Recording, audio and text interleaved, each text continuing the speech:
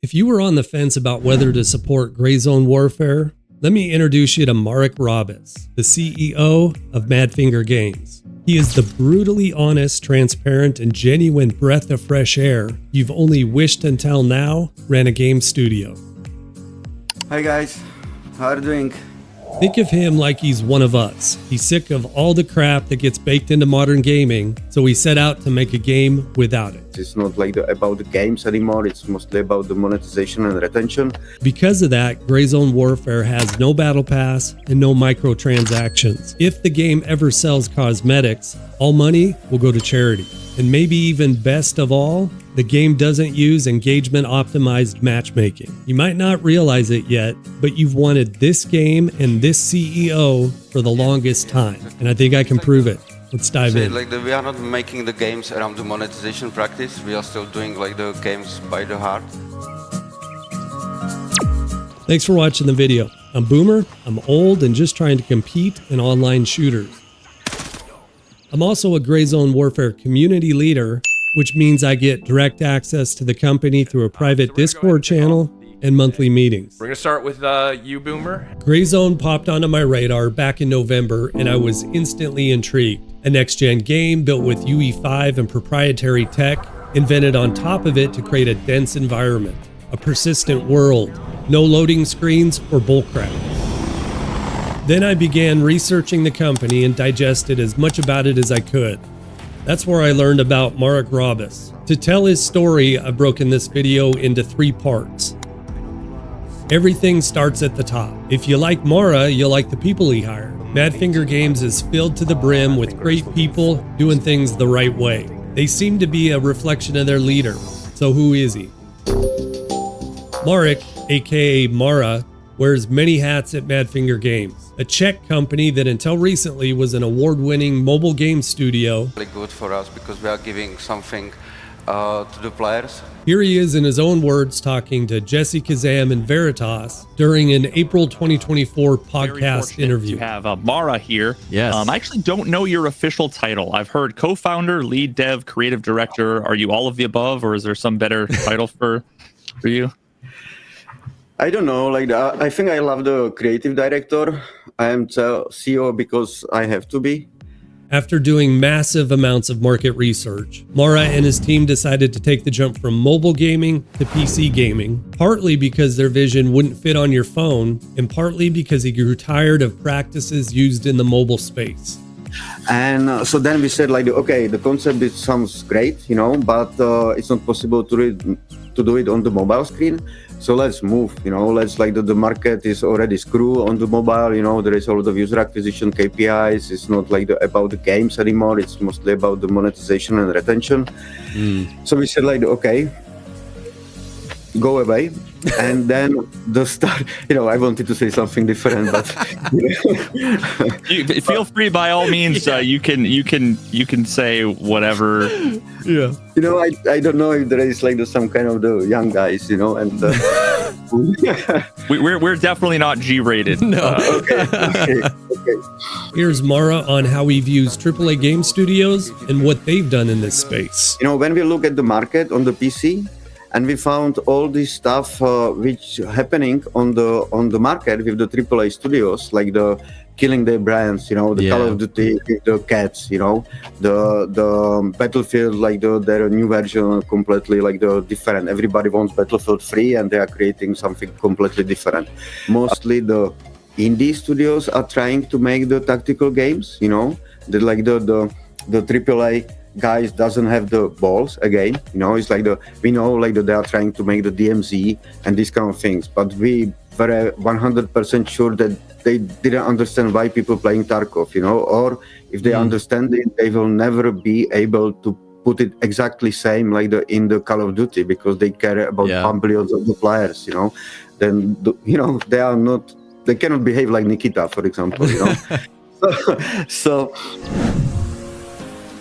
And our game it's same like from the Call of Duty. When we are playing this kind of the PvP, it's very hard to like to learn something, Yeah. because you always die from somebody. There is definitely not like I was talking about the Dark Souls mostly about the player experience, like Yeah. you think that he's like really good, he's enjoying, and then the Dark Souls slap you and you die, So it's same like in the Tarkov.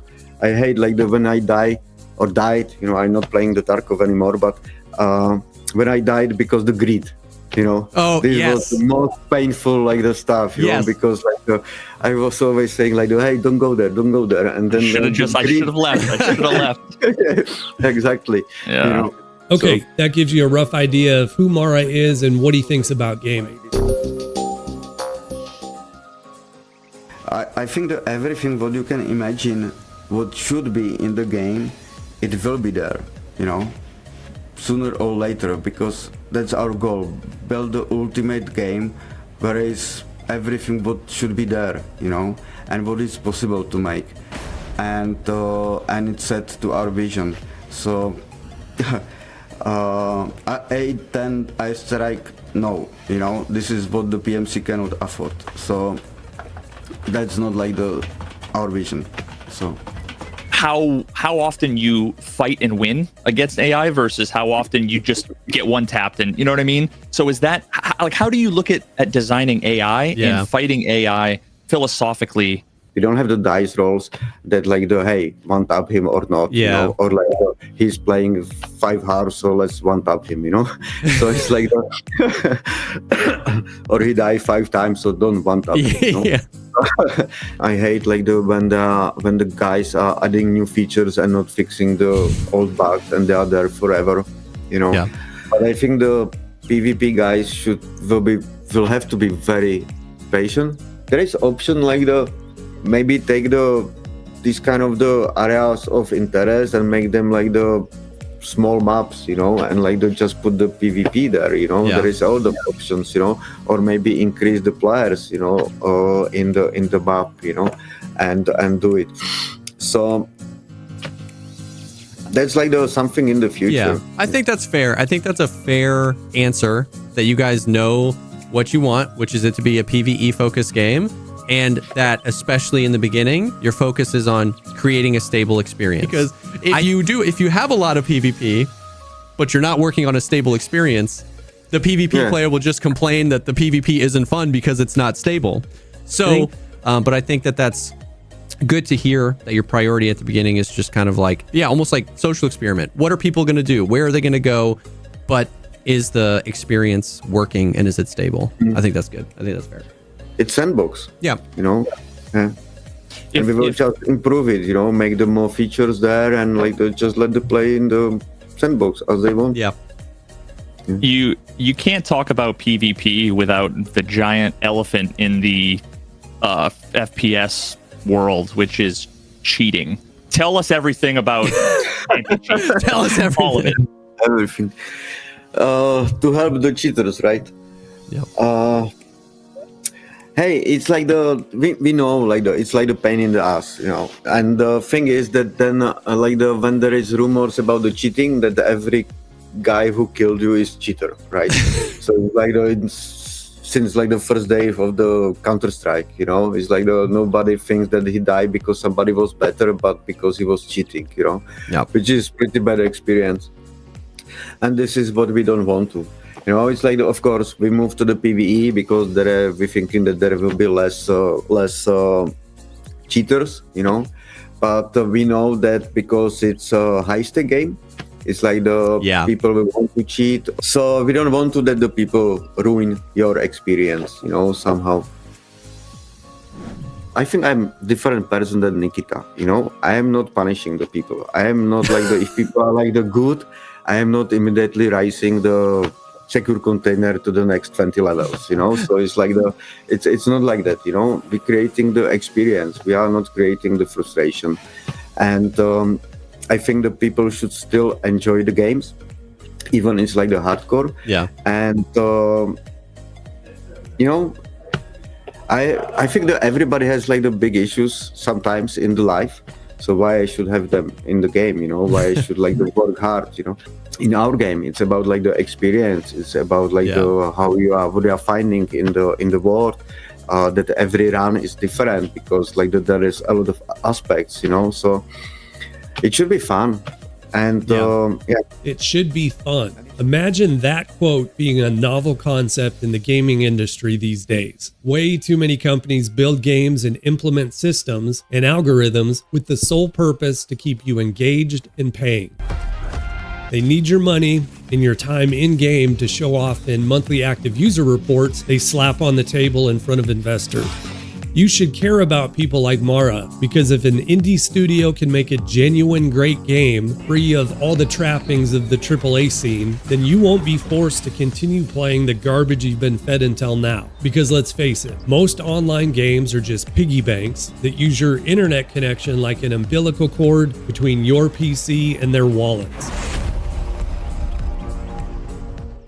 The two biggest video game makers in America now make most of their money not from people buying games, but on subscriptions and spending within those games. In fact, Electronic Arts and Take-Two Interactive both make a staggering 75% of their money from what's called microtransactions. They feed their money-hungry system with a non-stop drip of store bundles, weapon blueprints, and anime character skins, regardless if the game is fun. You're just a data point they hope to learn from so they can better manipulate more money and time from you. It's Mara's philosophy and what appears to be his determination to make a genuine game and not a slot machine that has me most excited about what's in store. I have no issues with companies making money. What I do take issue with is how companies make their money. And the way I see it, MFG is a small indie studio taking risks, trying to do right by us, listening to our complaints, and working exceptionally hard to give us a dream game. It's why I cut them some slack. The game is in pre-alpha and has only been out a short while. Is it perfect? Of course not. Does the game need better optimization, more content, and adjustments to AI? 1000%. But they're working on it. And I have nothing but faith that Mara's team will fix what's wrong and implement their full vision. They've given us no reason to think otherwise. Now, do you feel otherwise? I want to hear from you. What do you think? Am I just a blind shill, a cranky old guy, or do you agree with my take on it all? Let me know in the comments. If you made it this far into the video, I really appreciate your time. Until next time, have a great day. You know, I hate this game sometimes, you know, it's just like the push too much, that like it's so complicated to make the stuff.